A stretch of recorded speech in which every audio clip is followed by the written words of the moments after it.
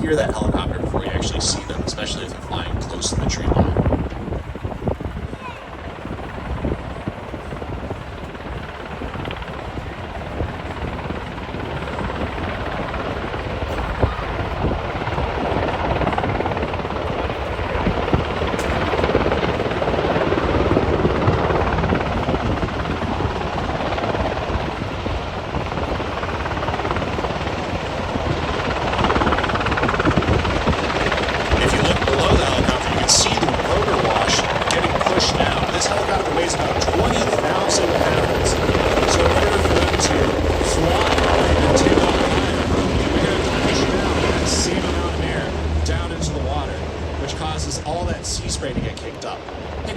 In the water with all that sea spray getting picked around. We were able to put a swimmer who can fight through that sea spray and actually go through the waves in order to rescue someone when they are in the water, and have a helicopter hovering overhead. Now they're heading out. We have a rescue boat here. It's always good to have two, even though we are a dedicated rescue asset. We'll always have to have backup for the backup. They're going to be deploying our buddy Oscar that I was talking about earlier. As they're flying back out and around, they're going to let the rescue boat get in and then get out. So you imagine that's a little tiny boat, that's a big old helicopter that's going to be able to kind of cause some problems for them if they were sitting on top of each other. Plus, there's no fun in looking for a dummy if you already know where he is.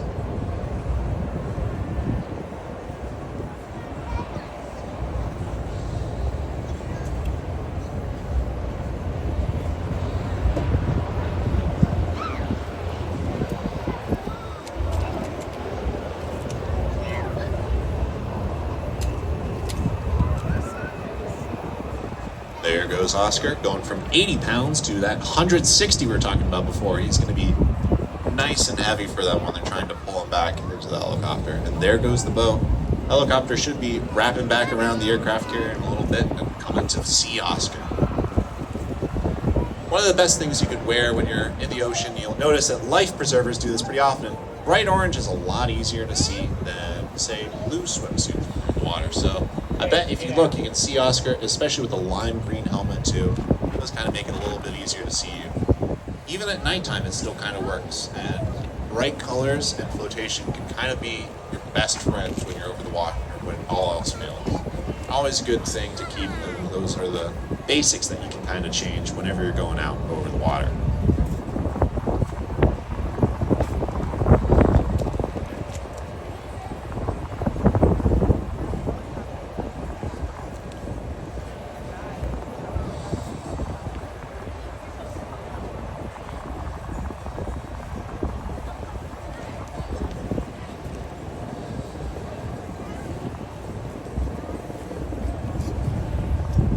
I talked about before, the helicopter is definitely going to drown me out in a little bit by the time they get close enough to Oscar.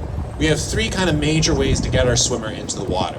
First is going to be coming into a hover at about 15 feet, which is what you're going to see in about 30 seconds here, and going 0 knots, otherwise called 15 and 0. Very creative, very government way of kind of remembering that.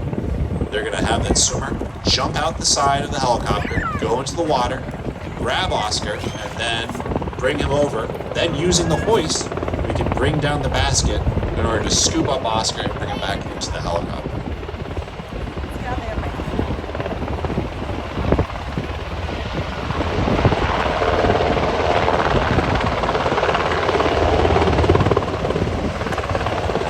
There he goes, he's slowing down, coming into the last flare, settling down to 15 feet. You can see the flippers of the swimmer out on the right side of the helicopter. He's getting ready to jump. All clear from the hat. Then he'll be able to go out into the water. There he goes. Swimmer's okay. He gave the thumbs up. That's always good to check first before you help someone else. Make sure you don't make yourself a SAR as well. Now he's hanging over in that water wash, which is not comfy to fly. Definitely a demonstration before. So you can't see much of anything.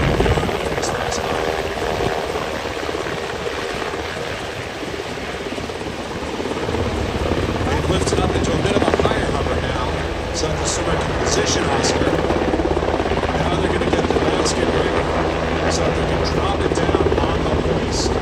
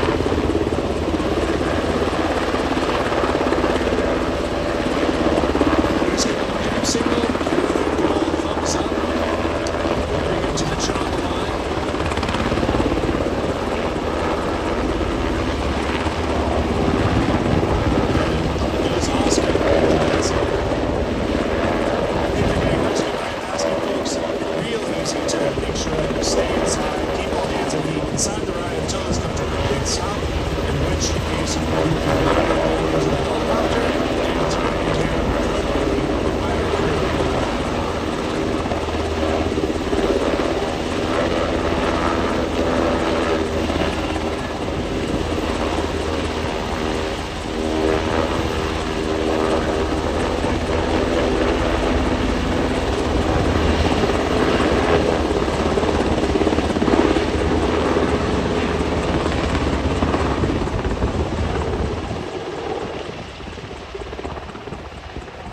And there they go, folks. Now, we're certainly not going to leave the swimmer in the water. We're going to have to get him out of there, too. That brings us to one of the other ways that we can put someone into the water and bring them out, is using the hoist, as you've already seen. Not only can we use that to pick someone out of the water, but particularly at nighttime, that's our go-to strategy in order to put someone into the water. Typically doing a 70-foot hover, while we have the avionics of the aircraft kind of help us hold that hover, especially at nighttime. Over the water, you think about it, when it's dark outside, over water, that's just dark on dark. You're not going to really have much frame of reference for a horizon or anything else. But still allows us to do that, especially over the ocean, where you're going to have all this kind of undulating terrain, where waves are going back and forth. You're not going to have a good reference to what is ground, what is flat. We have all these tools to kind of help us still hold that hover, stay over a point in space, even if it's in the ocean, so we can pull you back up out of the water. They're coming back around now. They should be picking up our swimmer. That's going to be AWS-2 Pylon, who is sitting in the water right now.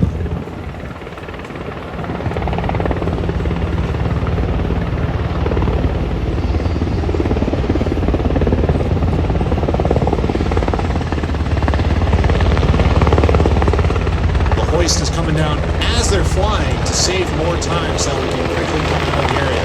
You can see the little bit of hanging. Here comes the frog wash. Swimmer sort of just ducks under that initial wave. The hoist is still coming down so that we can quickly help him up. We're slightly letting it go into the water so that it happens again. We can get that static shock. He's fighting and swimming through the dirt. He's hooking himself up. Giving the thumbs up to the pickup signal. There he goes.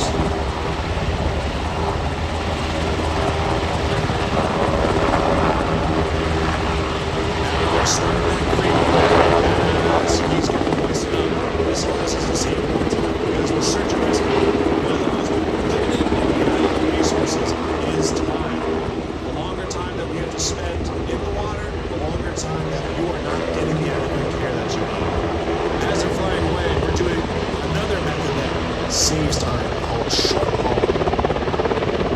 If the hoist isn't able to come up, or if we have multiple survivors that we need to rescue, we don't have to bring the swimmer back up into the cabin in order to get the next person. There's multiple people in the water, but they're a little far away. We can just hoist them up a little way, dip them over by the next person, do the appropriate care, and then get that next person back into the cabin, rinse and repeat for however many people we need to pull out of the water.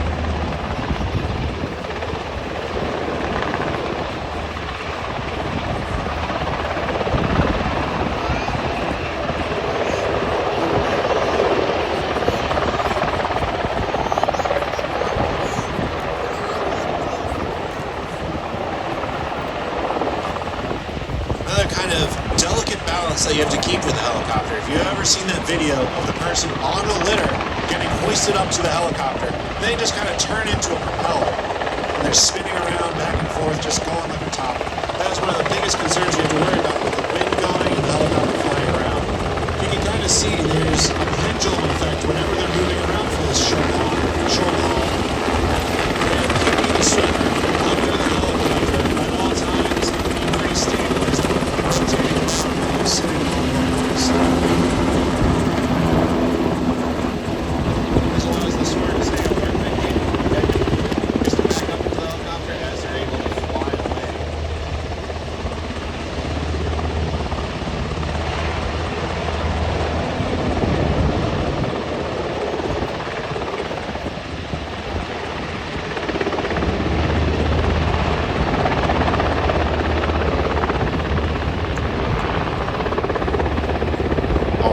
Folks, they're going to check off station for a quick minute or two here, but I think our old pal Oscar is going to get into trouble yet again. This boat is moving around. Must have said something wrong, made a bad joke, I don't know, but he might be coming off the boat in a little bit here. We might have to help him out in a different way.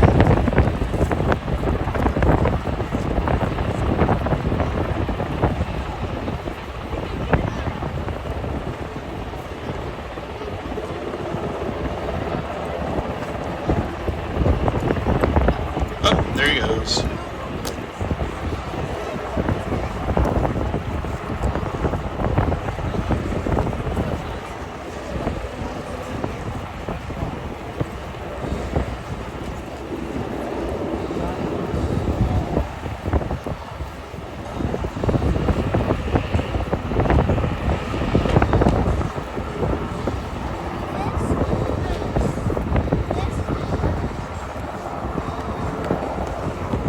And the boat's clearing out of the way. The helicopter's going to be rotating around here, doing their characteristic thing that all helicopters know and love, and it's holding a hover so that they can wait for something else to happen. Inside of the station, we're going to do that strategy I talked about before, saving time. We're going to do what's called a tack hoist. We're going to lower the swimmer down as we're coming in to hover over Oscar so we can save those precious 30, 40, 50 seconds instead of waiting to get over a constant hover over the search and rescue survivor in order to get him out of the water more quickly.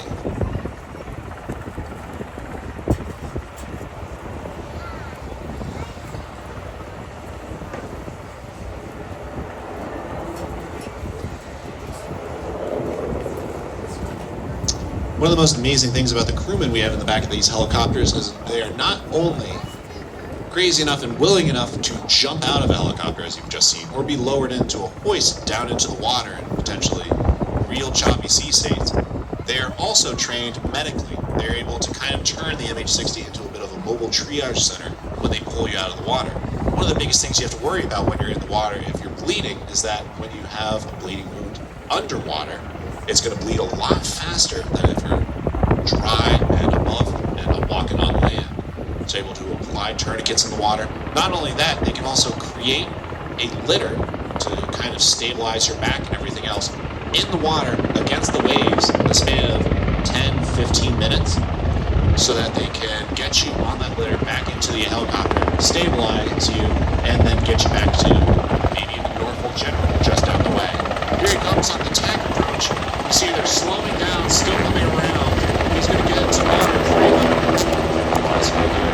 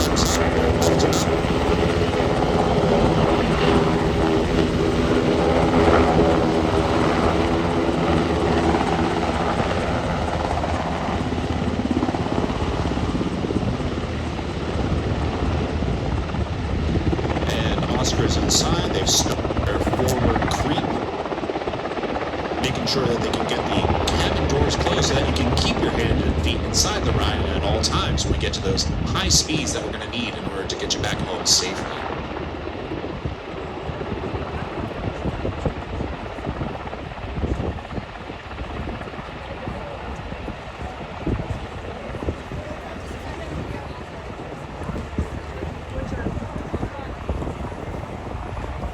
Looks like he's packaged up and heading off to the hospital. Ladies and gentlemen, thank you so much for your time. That was HSC 28. Once again, that was Lieutenant Chan, who was the aircraft commander, Lieutenant King, who was the co-pilot, AWSC Crispin, who was our crew chief, and AWS2 Pylon, who was crazy enough to jump out of the helicopter multiple times for us. Thank you so much, ladies and gentlemen.